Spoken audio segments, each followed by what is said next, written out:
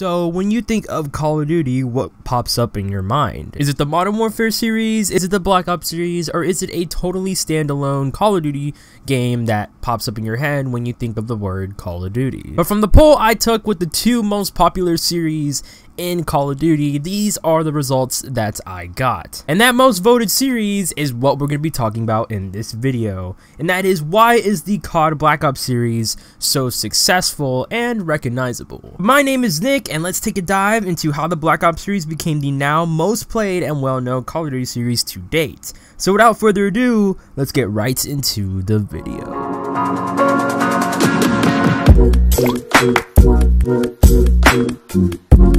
We can't talk about the Black Ops series without talking about the company who gave birth to it, which is Treyarch Studios. Treyarch Studios is widely considered as the best COD developing company at the moment, but are they really? If you guys don't remember, the Black Ops series produced by Treyarch Studios has had arguably the most controversial multiplayer patches / content in Call of Duty history. For example, in Black Ops 1, you had the black scoping patch, which if you don't know what black scoping is, it's when you instantly shoot when the crosshair is visible, but Treyarch at the time sent a patch to nerf black scoping, causing it to be super inaccurate when you black scope, giving you a super low chance at a hit if you black scope. So what you have to do to quick scope in Black Ops 1 is wait a split second when the crosshair pulls up and then shoot to basically get the bullet to go straight. But the downside to this is you mostly have to stay still in order to get the shot perfect, and this basically killed the trick shotting community as well, because doing trick shots was possibly, or not possibly, but somewhat impossible because of that nerf. Another big example is the DSR nerf in Black Ops 2, which a lot of the community at the time hated since the DSR was a big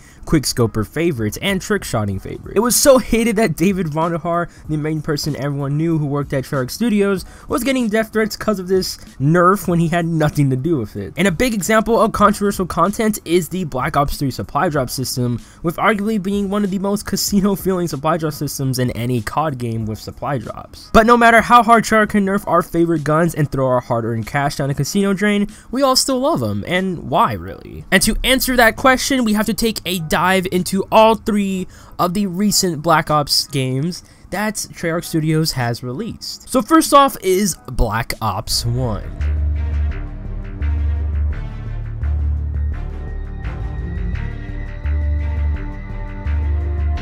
This Call of Duty released on November 9th, 2010, it was coming off of the hype that Modern Warfare 2 bring at the time. So a lot of people were excited for this COD, not unlike Treyarch's last installment that they completely made, which was World at War. From what I remember, a lot of people were mad that World at War was trying to be COD 4, but putting it in a way nobody liked at the time. But when Black Ops 1 came out, a lot of people went back to play World at War and were like, why did we hate this COD? It's pretty good.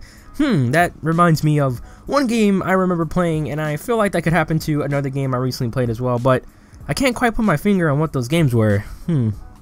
I guess we'll never know. The campaign of Black Ops 1 is arguably one of the best COD campaigns out there because of the sheer fun and interesting story the BO1 campaign had. You can play the BO1 campaign over and over and not get bored, which is what I feel recent CODs are slacking on. But obviously, a lot of people don't play the campaign for some reason, and they only play these COD games for one thing and one thing only, and that's the multiplayer. The multiplayer Black Ops 1 was the first multiplayer in the COD series to start the 4 DLC per COD we know today. The multiplayer also had COD points, but they aren't the COD points we know of today, because the COD points used in BO1 was in-game currency acquired by playing the game to use on getting camos, attachment guns, and a lot more content the BO1 multiplayer had. The Black Ops 1 multiplayer felt balanced and was ultimately fun, which was what CODs recently just don't seem to get right. But the fun wasn't all that catched our eyes. This COD implemented 15 prestiges for hardcore grinders, and seeing that 15 prestige God symbol, I remember how badass you felt once you had that prestige symbol, and a lot of people were very intimidated by it as well. The multiplayer of Black Ops released with 14 maps, and with the DLC, the full multiplayer had a total of 22 maps since 8 DLC maps were added. There are a ton of other great things in Black Ops 1 that I haven't even talked about, but honestly, if you have never played this COD, I highly recommend it since the population is still super healthy thanks to Xbox backwards compatibility. But don't forget another mode that adds to the sheer fun factor of Black Ops 1, and that's the Zombies mode. Take note that this mode was getting off of the hype hype that World at War had with their zombies mode, because the World at War zombies mode was pretty popular at the time, but not the multiplayer. But the Easter eggs in Black Ops 1 were hard yet simple, until you tried doing the moon Easter egg. But what people loved about the zombies mode was how new player friendly it was. You didn't have to do such crazy Easter eggs to pack a punch,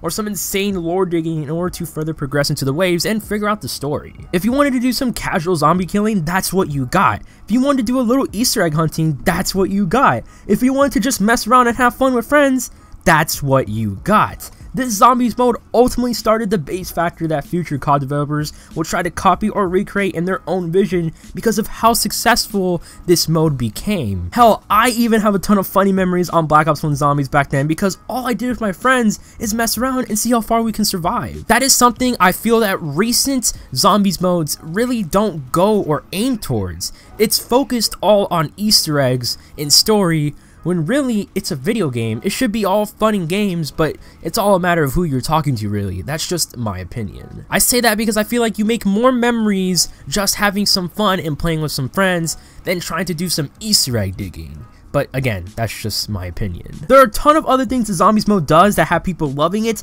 and Black Ops 1 Zombies could arguably be the best Zombies mode Treyarch has ever made, but there is a game that can arguably be better than Black Ops 1, and that's Black Ops 2.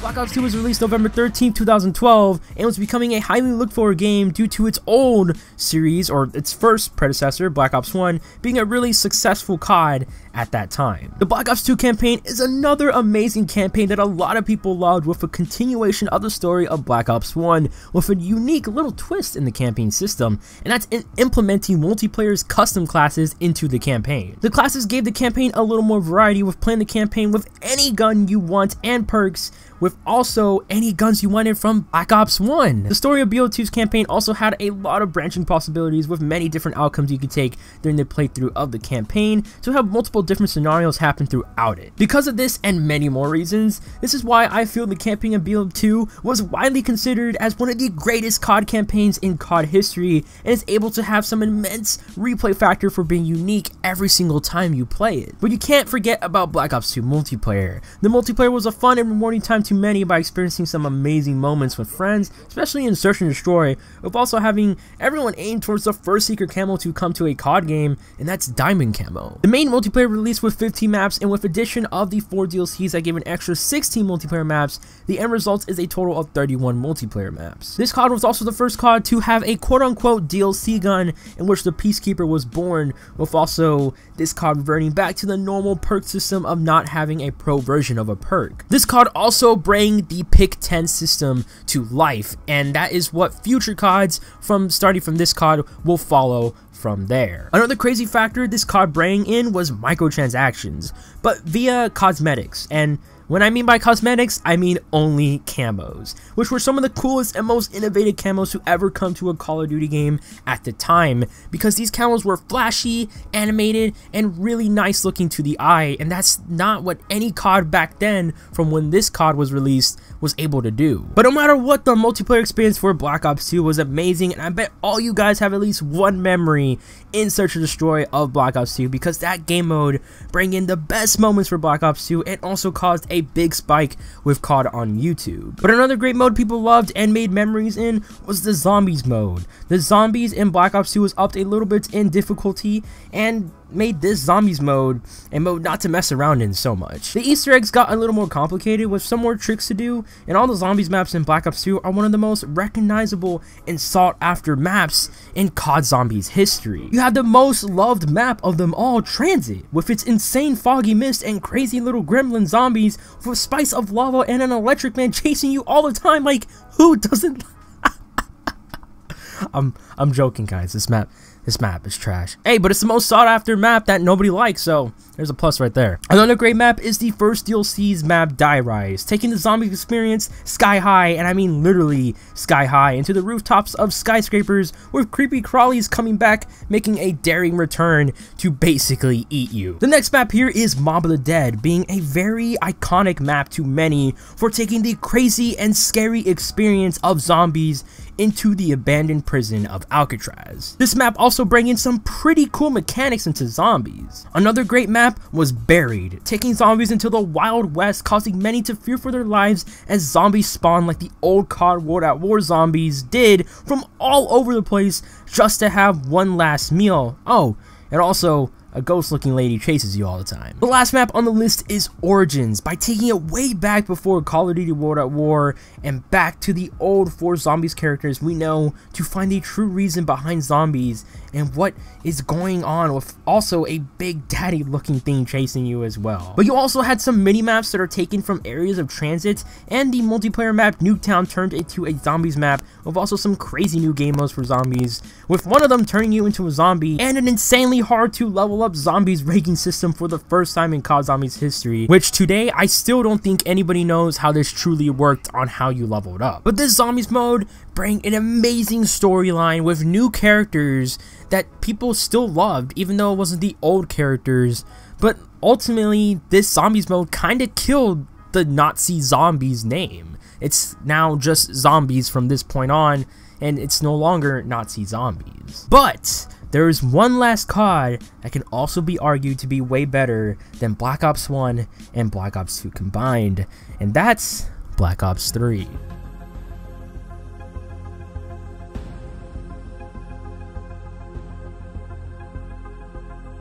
Black Ops 3 was released November 6, 2015, coming off of a bad start from Advanced Warfare's new movement system, causing many to speculate this game will fall like Advanced Warfare did, but many were surprised at this COD on its release to see how enjoyable and also rage-inducing it will be. The campaign for Black Ops 3 is one of the longest yet arguably worst COD campaigns ever, with a story completely ignoring the Black Ops 1 and Black Ops 2 storyline it started, yet this campaign system did change up things with adding a headquarters type area to change your campaign character's appearance, classes, and more, with even giving a level up system into the campaign. So big props to Treyarch there. But it doesn't fight the fact that the bland story that Black Ops 3 has, and even a story that doesn't stay true to its roots of continuing the story the previous Black Ops 2 held, made this campaign ultimately boring. But the multiplayer for Black Ops 3 is pretty good, with a fun yet rage-inducing experience. The multiplayer was released with 13 maps, and then with the 4 DLCs that have multiplayer maps come with it, with an addition of 16 maps, then you have a total result of 29 maps. Now the multiplayer is fun, and don't get me wrong, there are times when the multiplayer can be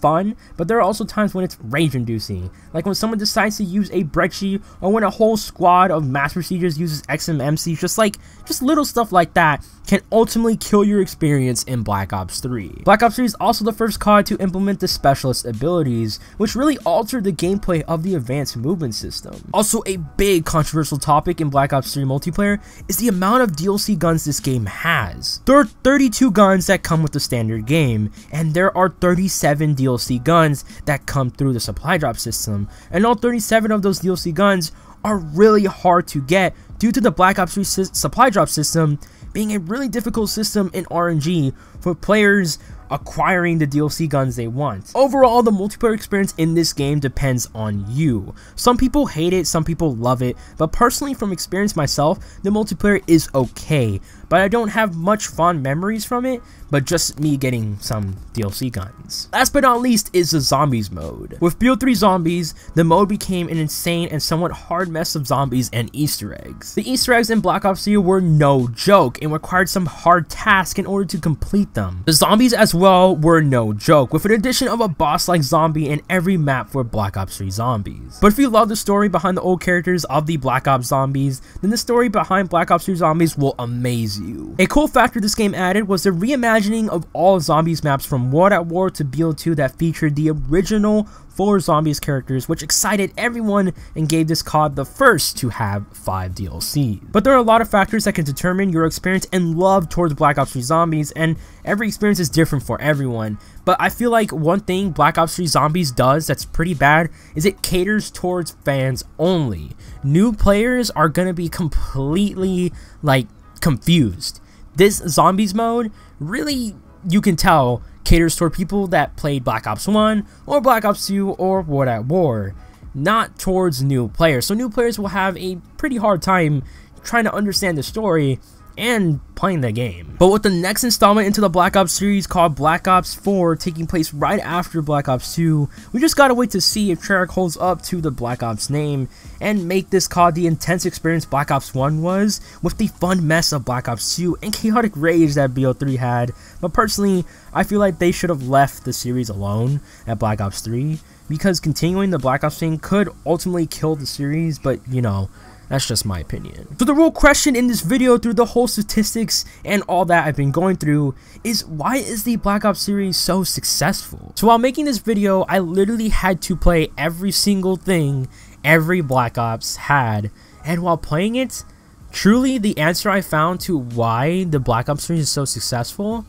is really nostalgic, fun, and amazing memories. And that's because of experience. A lot of people have different experience in these games, and experience matters a lot on determining if you love this game or not. I had an amazing experience with Black Ops 1 and Black Ops 2, but not Black Ops 3, and I love Black Ops 1 and Black Ops 2, but I don't like Black Ops 3, which really comes to factor that experience matters. And that's why the Black Ops series is so successful, is because all the experiences the community made back then is totally different than what it was today, because the community is totally different than what it was back then. But I challenge you guys to play Black Ops 1, Black Ops 2, and Black Ops 3 and just compare the amount of fun you have with those games. Because for me, Black Ops 1 was in the middle, Black Ops 2 was very high, and Black Ops 3 was very low. And really, that showed the balancing and why this series is so successful. Because the Modern Warfare series, yeah, it's a really well-known series too, but there are a lot of game-breaking bugs that ultimately caused many people to not play the game. And literally almost every Modern Warfare series had some game-breaking guns or content or anything really. But that is why I feel the Black Ops series is so successful. And if you don't think that, then go back and play the old CODs, and then come back and tell me.